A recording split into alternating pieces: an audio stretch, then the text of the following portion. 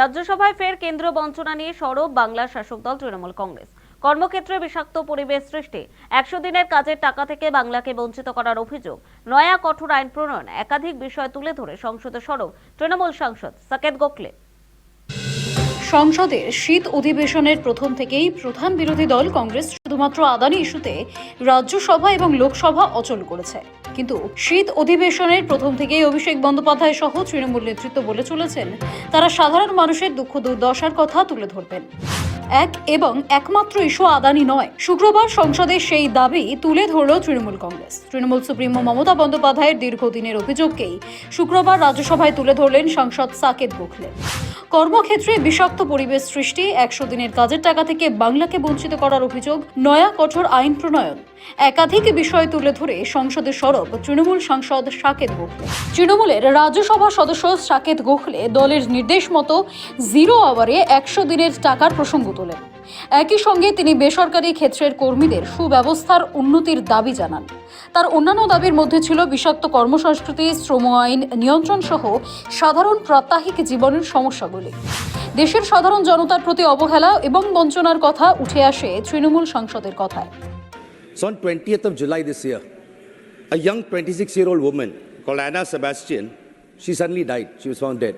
Her mother then wrote an open letter on social media where the mother said that her daughter had died because she was made to overwork in the company where she was working. The company happens to be one of the big 4 consulting companies, a multinational. So similarly, before that in February, Satish Nandgaonkar, a journalist working with a very major Indian newspaper in Mumbai, suffered a cardiac arrest.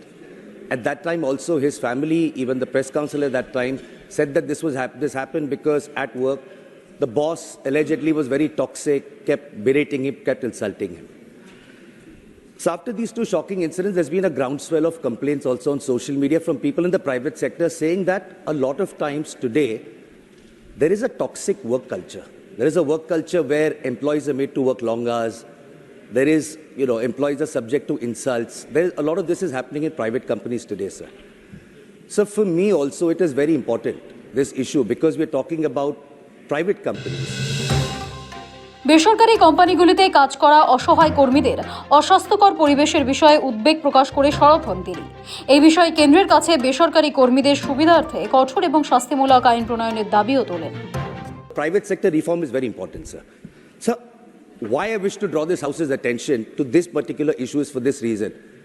So this year, government revenue from corporate taxes was less than government revenue from income taxes. Who are paying these income taxes, sir? These are people working in private companies.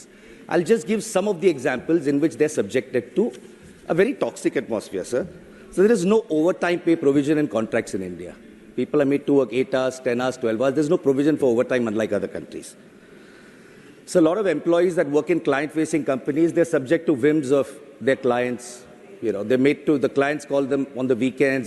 So there is a need for our labor laws to regulate these. So we don't have legislation right now to regulate it. একই সঙ্গে 100 দিনের কাজের টাকা না দেওয়া নিয়েও রাজ্যসভায় মুখ খোলেন সাকেত গোখলে। কারণ এতে গ্রামগঞ্জের লক্ষ লক্ষ মানুষ নিশ্চিত আয়ের প্রকল্প থেকে বঞ্চিত হচ্ছেন।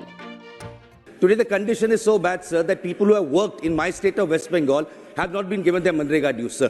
We have total pending dues of 8,377 crores. These are people who have worked, sir. Now when people lose their jobs, they get this sort of deprivation, sir, which is why I'm saying, sir, this toxic work culture, deprivation of people is something, sir, this House needs to take seriously, the government needs to take seriously. People who are employed need a healthy work atmosphere, and people who have worked need to be paid, be it in the private sector, be it Manrega workers in West Bengal, sir. সংসদ চত্বরে তৃণমূল সাংসদের বক্তব্যে উঠে আসে শিল্প, ক্ষুদ্র শিল্প, বাণিজ্য, হস্তশিল্পে বাংলার অগ্রগতির খতিয়ান। Bengal, sir, means business. Today, the reason this is a priority for me is because we have more than 1.45 lakh active companies in our state. So today, our IT sector in West Bengal employs more than 2.6 lakh employees. So the private sector reform is very important, sir. শুধুমাত্র একটি ইস্যুকে হাতিয়ার করে তৃণমূল যে সংসদ অচল করে রাখার পক্ষে নয়, সে কথা আগেই স্পষ্ট করে দিয়েছিল তৃণমূল। এই বিষয়ে রাজ্যের শাসক দলের বক্তব্য, শুধু আদানি করে সংসদ অচল করে রাখলে বিজেপিরই সুবিধে। সংসদ অচল হলে মানুষের সমস্যা তুলে ধরার জায়গা পাওয়া যায় না। তাছাড়া শুধু একটা দুর্নীতির ইস্যু তুলে জনমানুষে প্রভাব ফেলা যাবে না। তাই সংসদ অধিবেশনে বেকারত্ব, মূল্যবৃদ্ধি, বাংলার বঞ্চনা, বিভিন্ন কেন্দ্রীয় প্রকল্পে বাংলার পাওনা টাকা আটকে রাখা, সার সংকট, মণিপুর হিংসা সহ উত্তর পূর্বের সমস্যার কথা তুলে ধরতে চায় তৃণমূল। স্বাভাবিকভাবেই শীতকালীন অধিবেশনের শুরু থেকেই কংগ্রেস থেকে দূরত্ব বজায় রাখছে রাজ্যের শাসক দল। এদিকে পরপর ইন্ডিয়া বৈঠক এবং বিক্ষোভ কর্মসূচিতে গরহাজির হয়ে তৃণমূল পরোক্ষে কংগ্রেসকে বুঝিয়ে দিল তাদের নেওয়া একপাক্ষিক সিদ্ধান্ত মেনে নেওয়া হবে না। ব্যুরো রিপোর্ট, সময়, কলকাতা।